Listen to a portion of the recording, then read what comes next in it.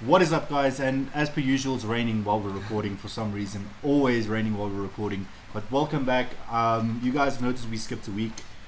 We've been busy and preoccupied with other things. But No, sorry about that. how have you been, man? It's been a week. Yeah, It's been a week, Yeah, but I'm good. And you? pretty much going on, huh? Going on. Can't complain. Now, before we start, you guys, if you have not watched the previous episode yet, go and check that out. You want to check that out for sure.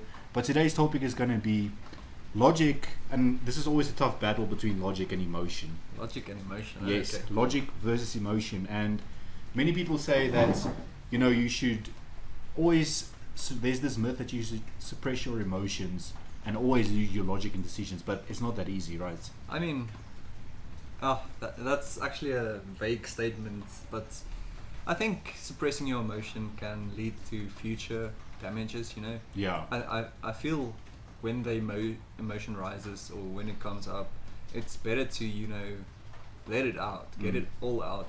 But I know for me and you, that's one really hard thing. It is. How many times have we just, it happened, let's just push it down and move forward. Exactly, and that's where I think you said it right. That's where it becomes kind of unhealthy in a way, because you're dampening eventually, it, Yeah, and then eventually it's gonna burst. and then you're in a worse position that you were then.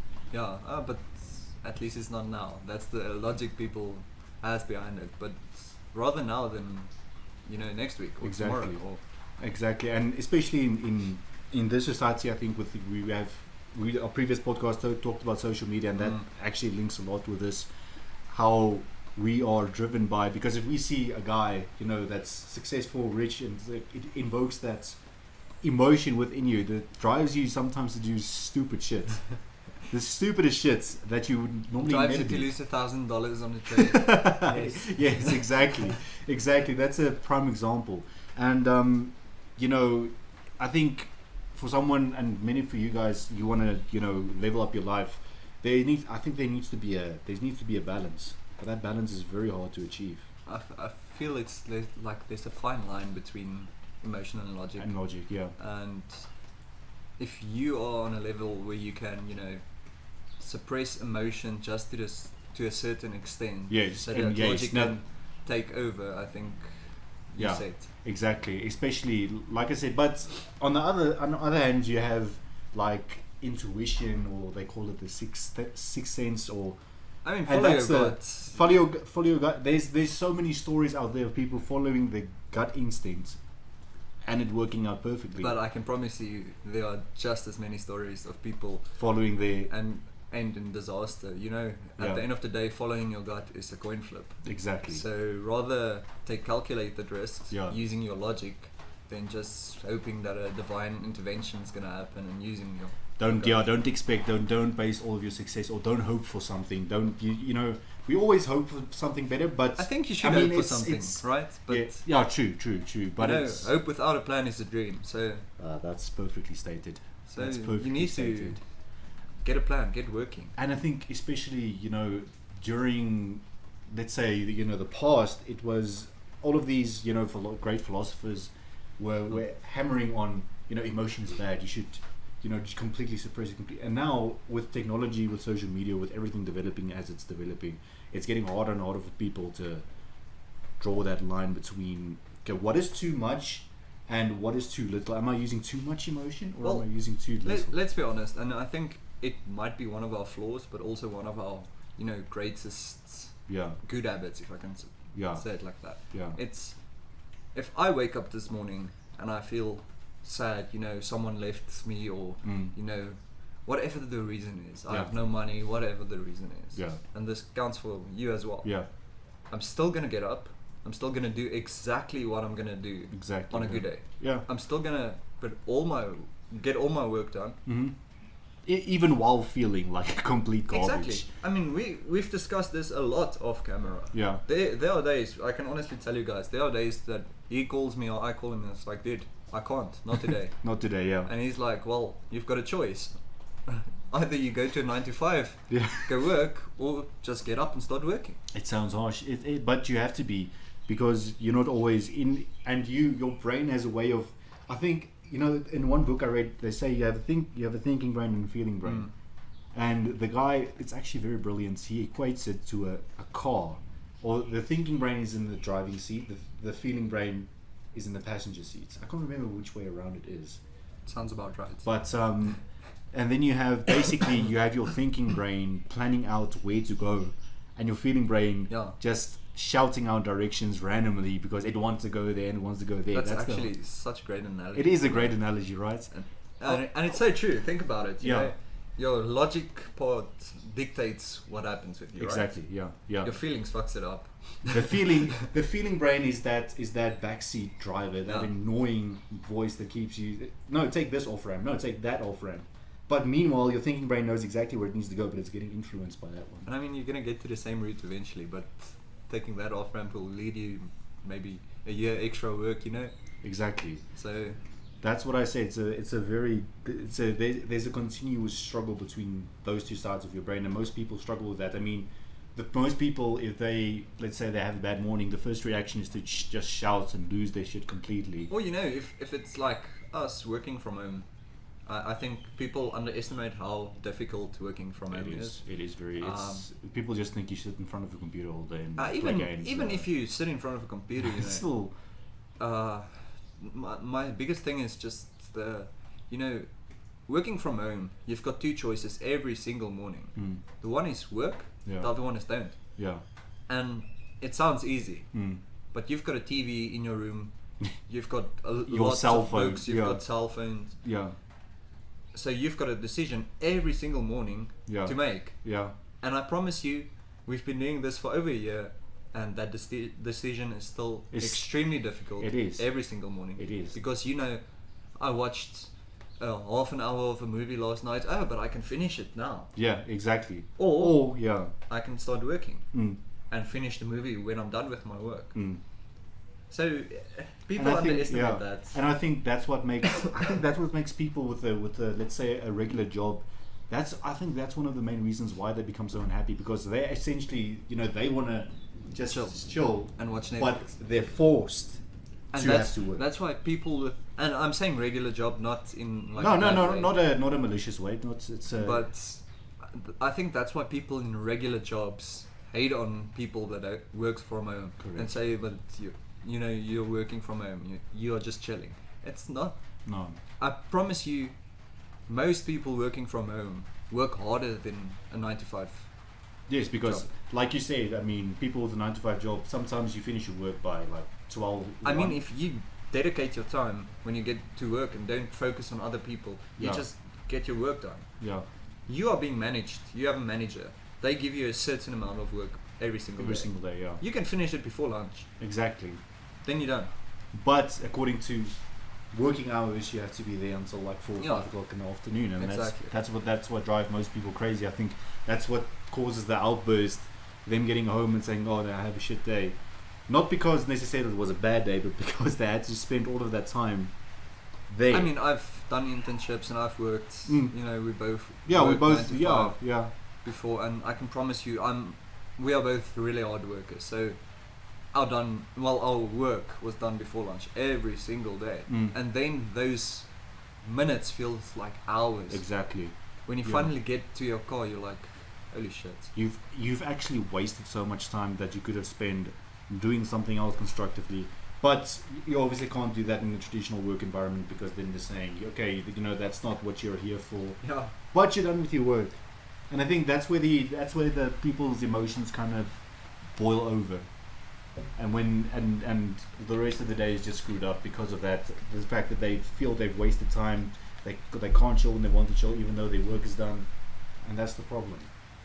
That's a big problem. I definitely agree. And back to the topic, you know, we always drift off so much. But talking outside the box. But back to the topic, I feel logic is more important than emotion. And please don't tell a psychologist I said that, because then I'm in trouble again. Disclaimer, we're not psychologists. Disclaimer. Disclaimer, we are not psychologists, and this is not financial advice. This is for, I remember that situation. This is for entertainment purposes only. But most of all, I think, and you're saying logic is more important than emotion, Definitely. right? I feel, like you said, emotion is just like a backseat passenger, Yeah. and logic, it's the drive. You know, Yeah. if you listen to emotion every single time, you're gonna end up in adversity. And this is where the two extremes comes in. You have people who are rational logic on the one extreme, and then you have the other extreme people who follow only their emotions, neither of which is good for you. Well, I've seen with my own eyes, you know the story, but I've seen with my own eyes how people just, well, a certain person just dictates their entire life Based on their emotion. based on their emotions. And I can honestly say it's not just a problem for them, Yeah. but everyone they love. Yeah. It's like a train. It's a chain. It basically causes a chain reaction, because now she's basing all of the decisions she's making other people unhappy. Those people make other people unhappy. It's just a continuous cycle. Yeah. And on the other side, I've seen people Too much logic, because it's cold, Yeah. as they would say.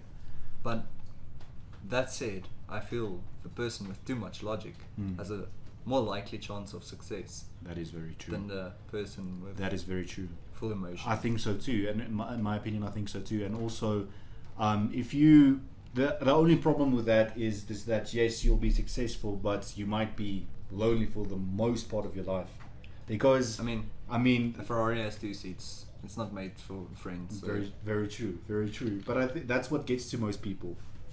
Yeah, I mean, loneliness. It's a hard topic to discuss. It you know. is.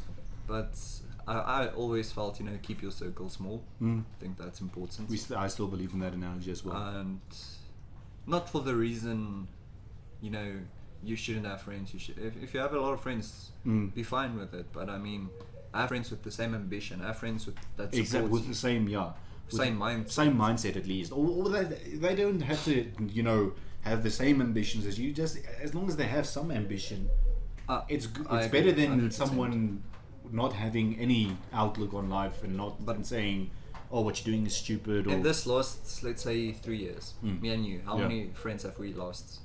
Like, just I can't even count.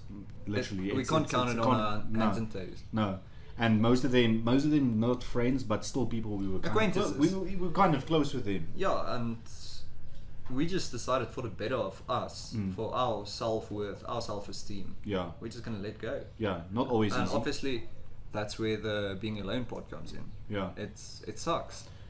but I think even though the journey is hard, I think when you reach it, your emotions immediately become But I mean, it's more a uplifting. exactly. It's a few years later, and look at us now. I don't think about them. I don't think about the stuff they said, the stuff they did. Exactly, you look back to that and you'll actually laugh about it. Exactly, it doesn't hurt anymore. You know what I mean. And that's not just with friends. It's with ex-girlfriends. It's with all the stuff. Oh, in life. that's actually very applicable to everything in life. I mean, Just give it time, right? Just give it time. It sounds like such a cliche, but I mean, and what is the other thing I read? I mean, emotions are actions and actions are emotions. Everything you do is based on some type of emotion. I mean, take for example, you making a YouTube video. Why are you making a YouTube video? Because you feel you want to be. You've got something to share with someone. So yeah, I agree. And like one of the biggest emotions we get with YouTube and stuff is the lack of gratitude. It's like a hurt feeling you get sometimes. Yeah. And don't get us wrong, if you don't want to comment or don't want to say, even if you want to comment some shit, just do it. But we're just talking. So that's one thing, and it's like sometimes you think, there's 500,000 people that sees this video, but I feel I could have done it better. Oh yeah.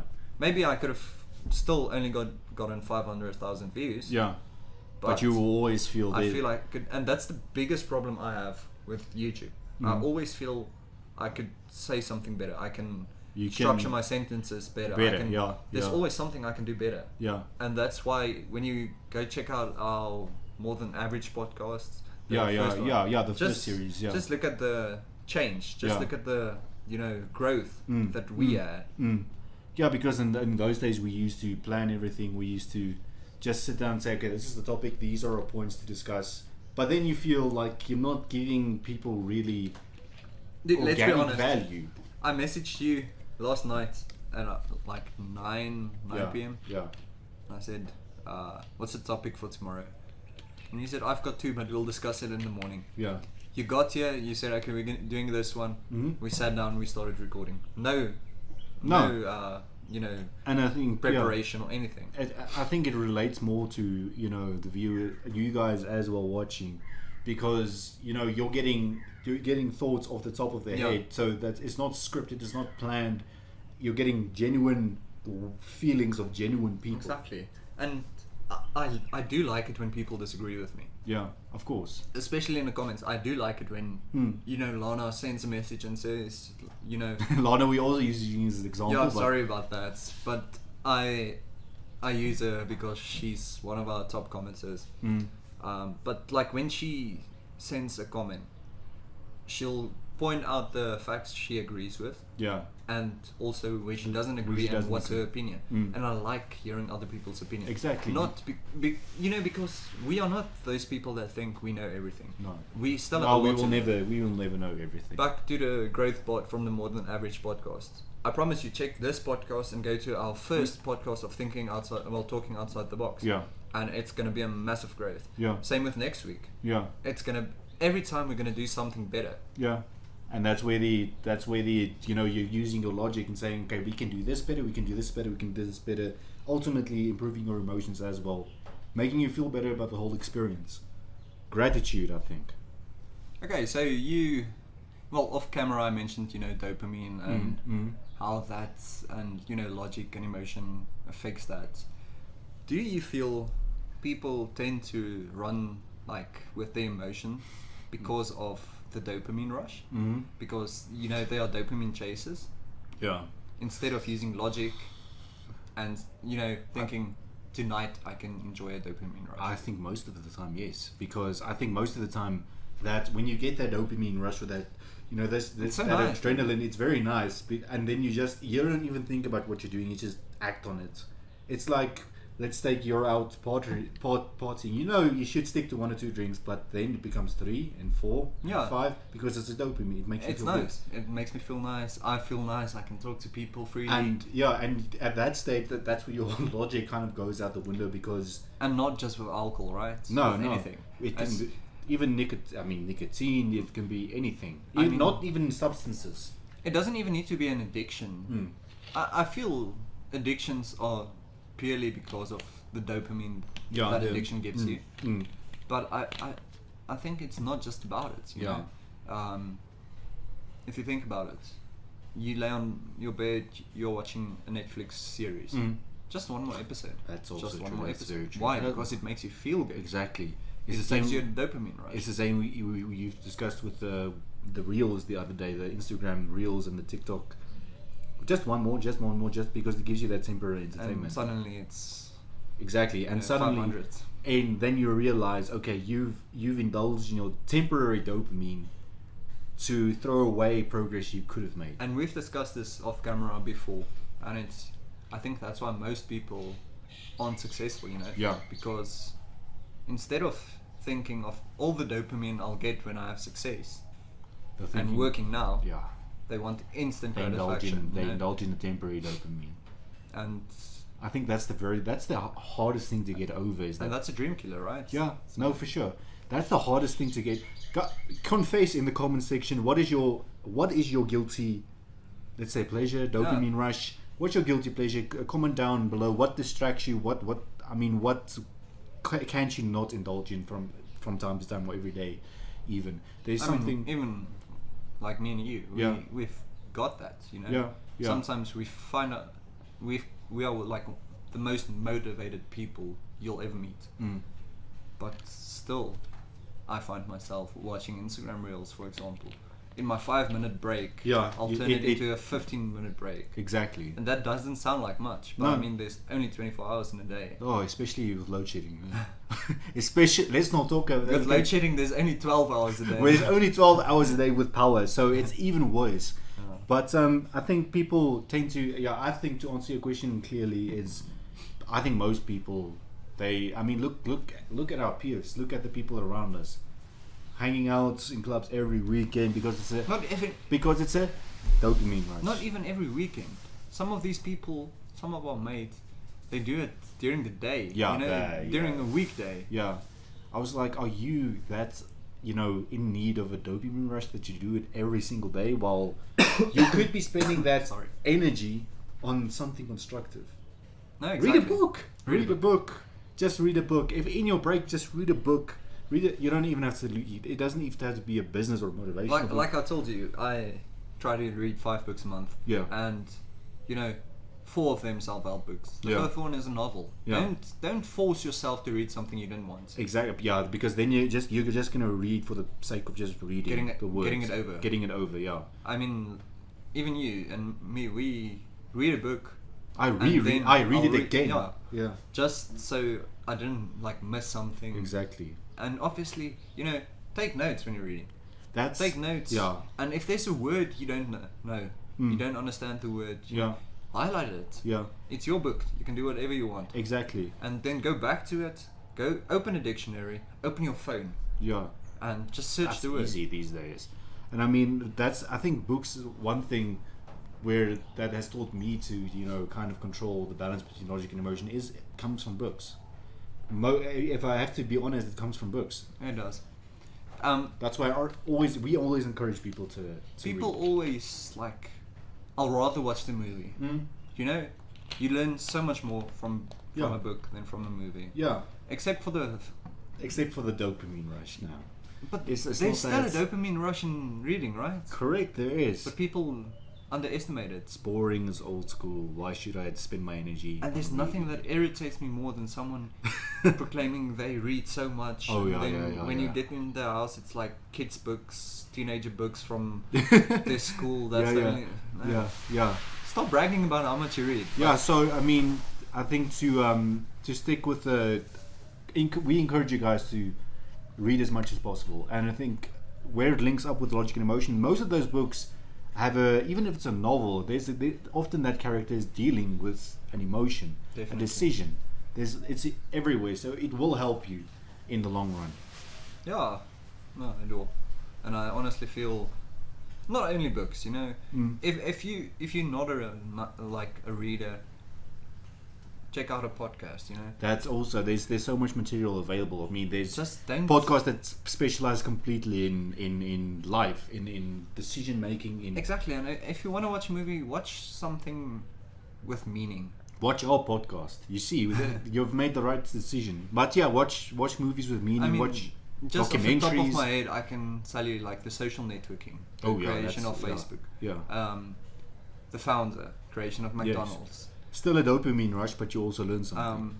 If you're into sports, like draft day, there are so many. What's the options. other one? The Green Mile, I think. Green Mile. Yeah, Green Mile. Yeah. You can even watch Shawshank Redemption. It's just yeah.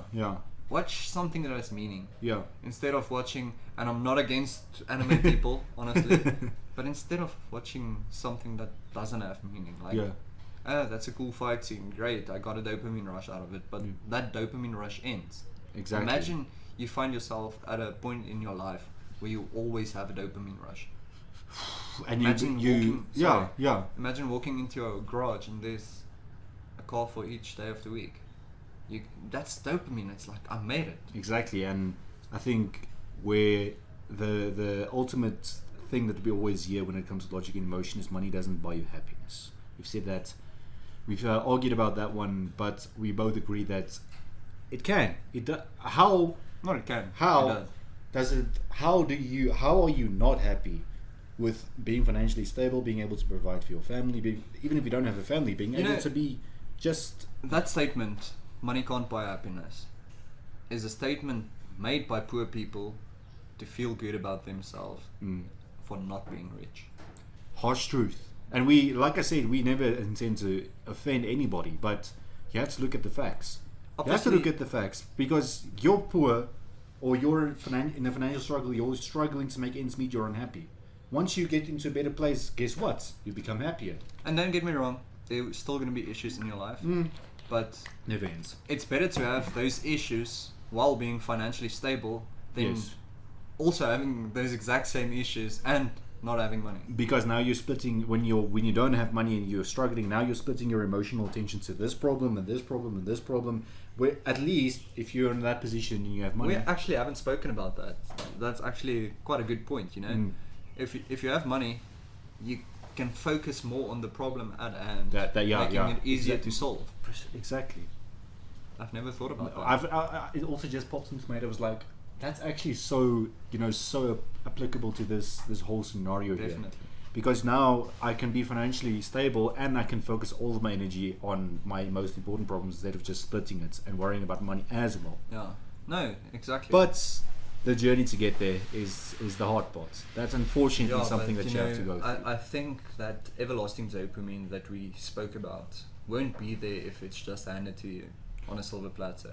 I think the Ooh, grind yeah, that's makes actually, it worth it. That's right? it. Actually, that's actually something. Yeah, that's a good point that we can kind of round everything up with. Is you need to go through that. You need to embrace that Grind emotion, phase. that pain. Yeah, you need to embrace that emotional struggle, that emotional just rock bottom, and then that success will feel so much better. Exactly. Then you have that.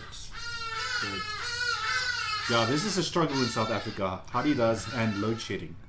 That is a struggle, but I think a good way to round up is Yeah, is I that. think we've covered more than we actually initially thought. Yeah, if you guys have watched, we always tend to drift from topic to topic, but everything connects. Yeah. Everything always connects. But On that note, Yeah. If you watch this podcast and go to any one of our prior podcasts, yeah, even it's if gonna, yeah, connect. it's gonna connect exactly. Go and watch the social media podcast. Go and watch the adversity podcast as well, you guys. And you see the dog has decided It's to like it's interrupt. time us. to Oh, finish the video. Before we forget, merch. Get your We merch. got a hoodie as well. Get your hoodies. It's winter in the northern hemisphere, so get your hoodie. I don't want you freezing. Get your tees available in the link in the description. There are a few links, but it's going to be one of them. But as per usual, thank you for tuning in, and we'll see you in the next video.